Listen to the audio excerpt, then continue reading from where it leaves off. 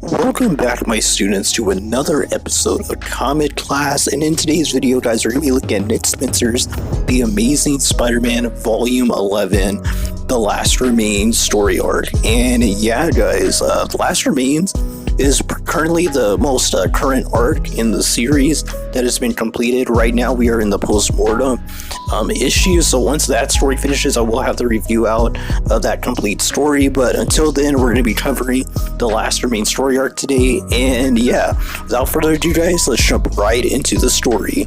Let's go.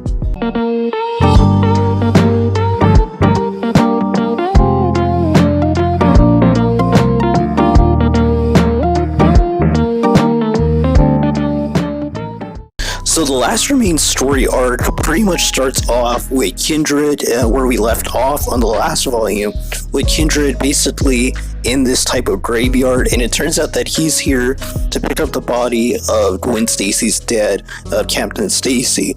Now after this, we get to see that Spider-Man has been going around all of the city, basically kind of like beat up and bruised and kind of dealing with the after effects of what happened with the Sin Eater's followers and the whole Sin Eater incident, as well as Norman Osborn, you know, kind of like throwing him to the wolves at the end of the last volume.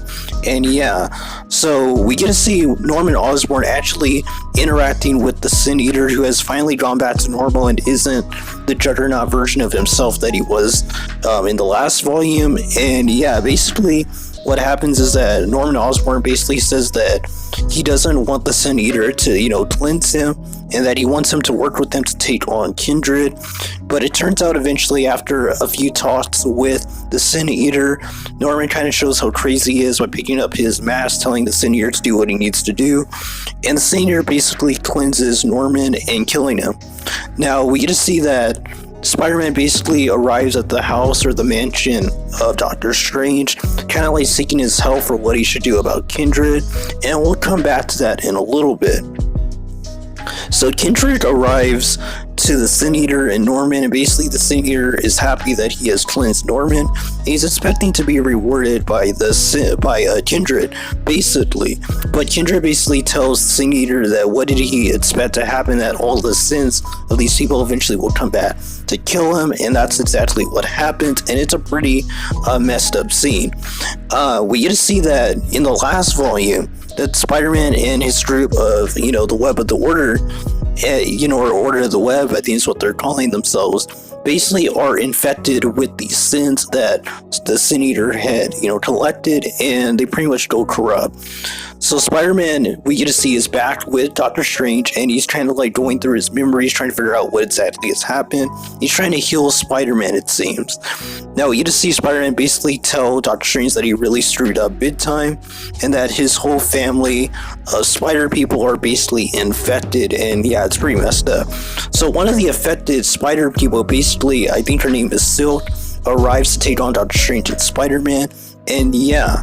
So we get to see that Kindred basically has dug up the bodies of all the people that Spider-Man has known and loved, and basically has put them at this table.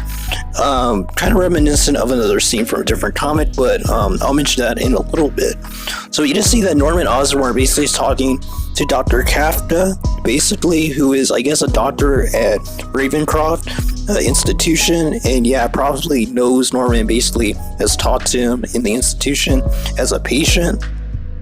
It's just, we get to see Norman basically telling her that he has to go with the authorities to find his son, and that his son is actually Kindred. So it's revealed at the very end of this first issue of the story arc that Norman Osborn's son, Harry Osborn, is indeed Kindred, which was a really nice reveal.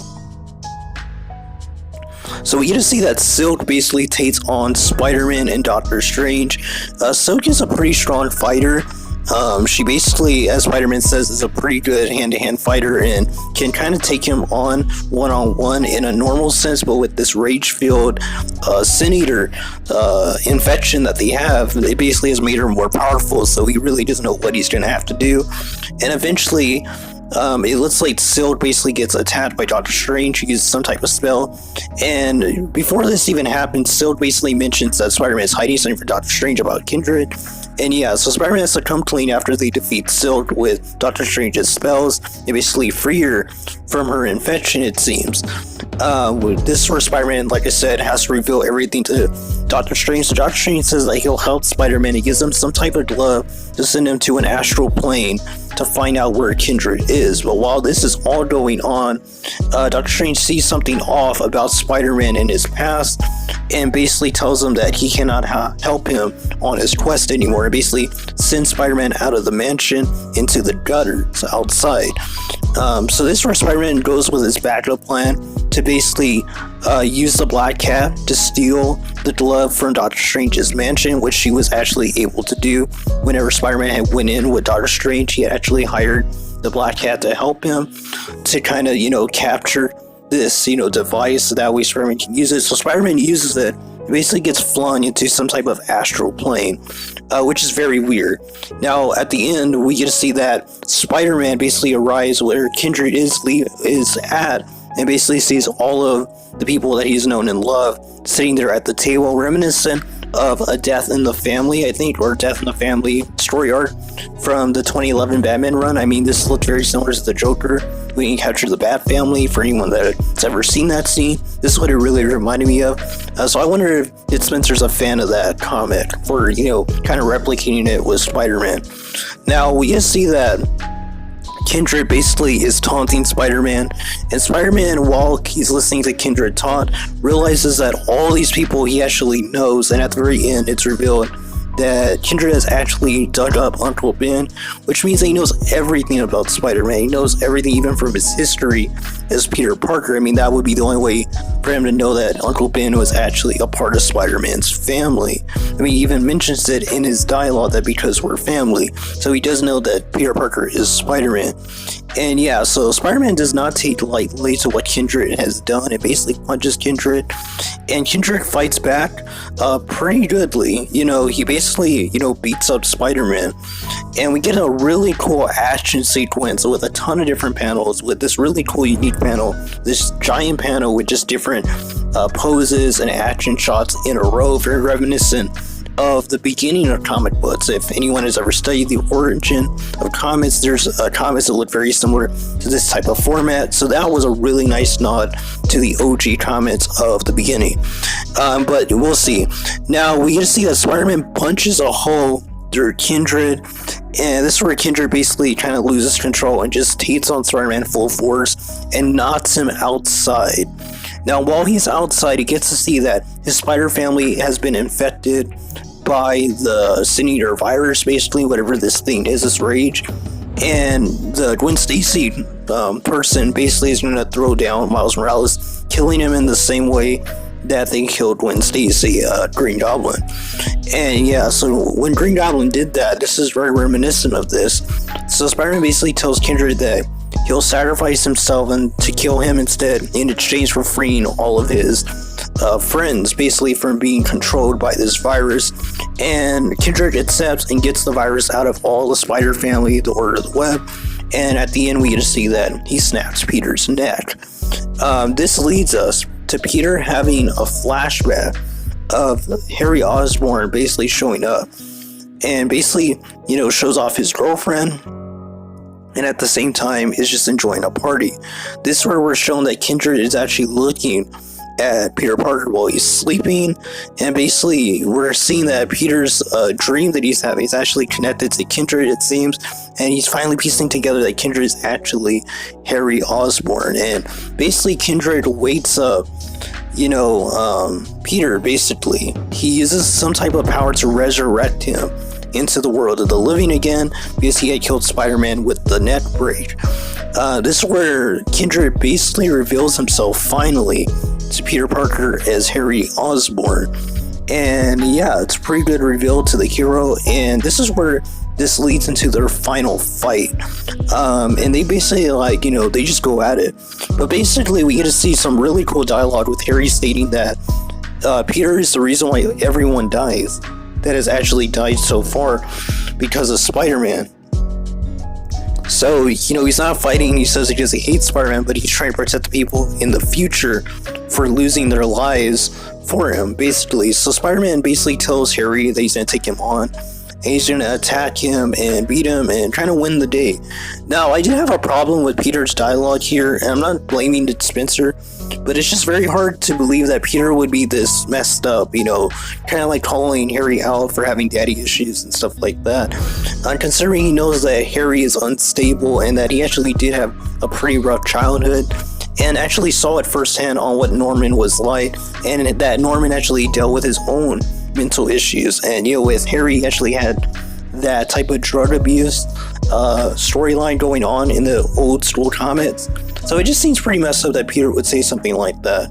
I mean, it's pretty obvious that he does know about Harry's past, because we did get a flashback showing him younger. So I don't know. I mean, it just felt really off that while they're having this huge fight, that Spider-Man is actually making fun of Harry. But it could be a sense of trying to keep his calm and not let fear take over, because Harry's really strong at this point with this new set of powers. And yeah, so basically Peter says that, Kindred basically wants him dead, and this is where, Harry basically says that that's not the point of what he's doing.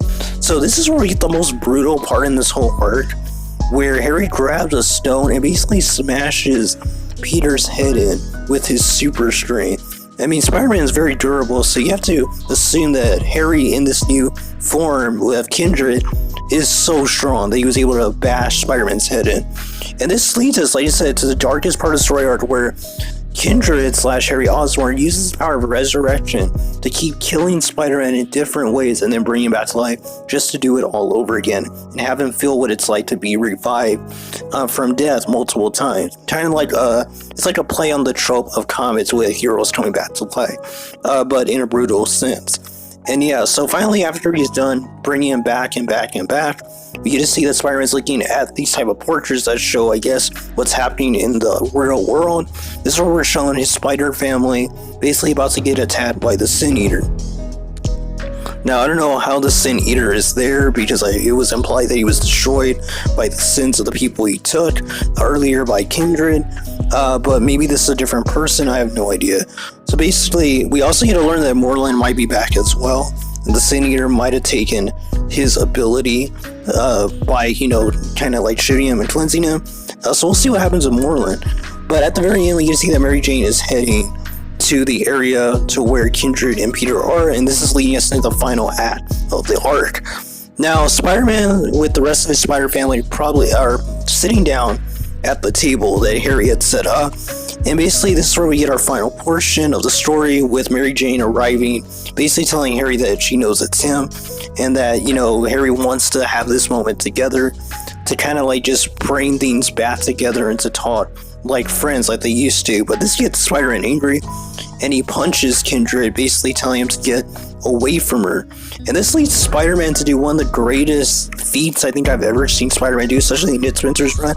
He hits Harry so hard that he bashes his face in and makes a complete hole in his face. I mean, you have to remember, this is a mask, so that hole that goes all the way to where you can see on the other side, he just killed Harry with a punch with full force. And this is where he's basically going to try killing Spider-Man when he reforms his face. So this shows that Harry's not even human anymore. I mean, there's no way he's human anymore, despite what his face looked like.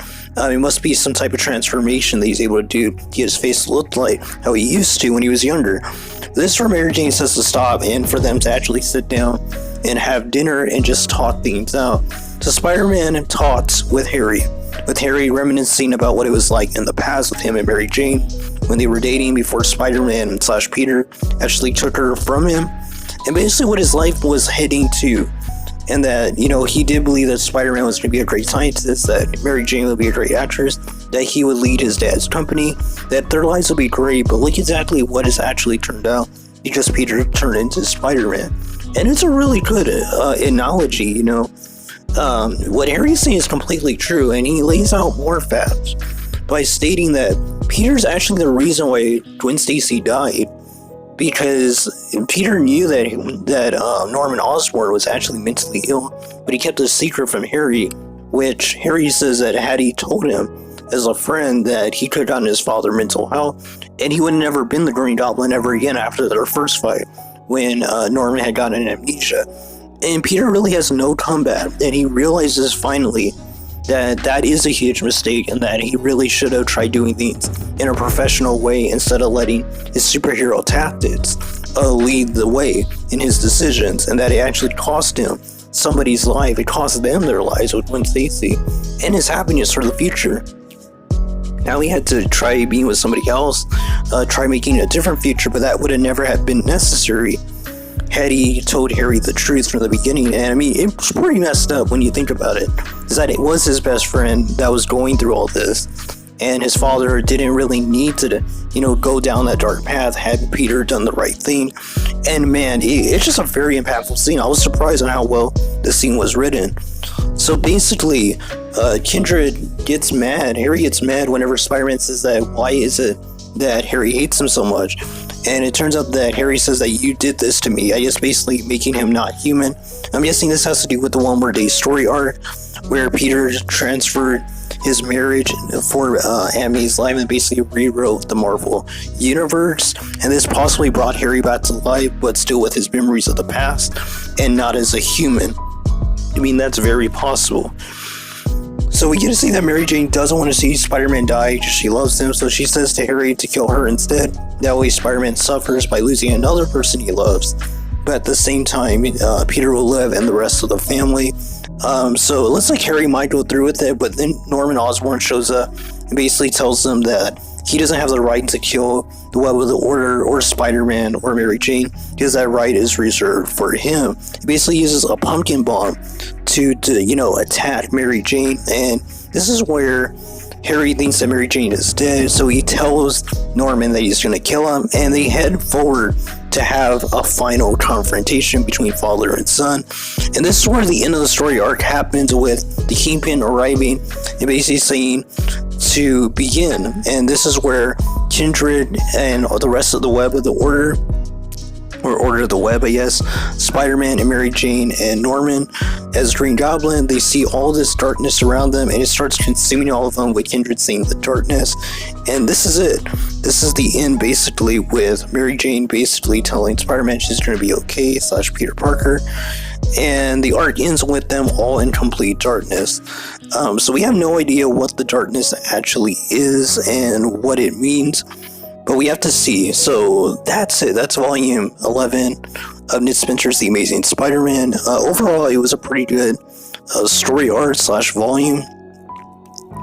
It had a very good dialogue. The action scenes were pretty good. The pacing was really well done. I think out of all the books that I've read of Ned Spencer, I think the pacing was possibly in his top 2. Just a very good book indeed. But that's all, guys. So until next time, like I said, if you haven't already, go check out the 10 videos that came before this that cover the first 10 volumes of Ned Spencer's run. And yeah, until next time, God bless you. And until the next lesson, keep on reading. I am who I'm meant to be. I am who I'm meant to be. Over and out again. My future needed clarity, so I could see how you